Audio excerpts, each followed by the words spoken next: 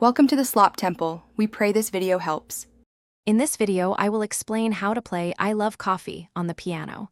We will begin by finding the correct hand position and understanding the basic structure of this fun, easy-to-learn tune. This piece is perfect for beginners, often taught by rote, meaning you can learn it without reading sheet music.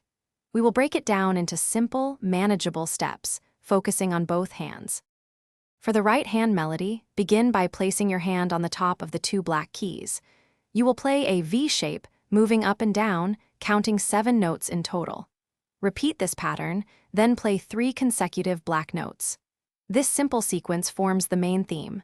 Focus on a light touch and even rhythm as you practice this part several times.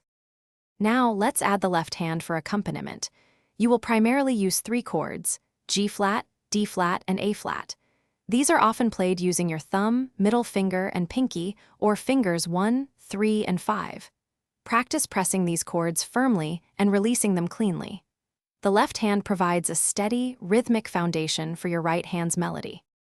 To play the full song, begin by combining both hands at a very slow pace. Focus on one short phrase at a time, ensuring your hands are synchronized. Gradually increase your speed as you become more comfortable.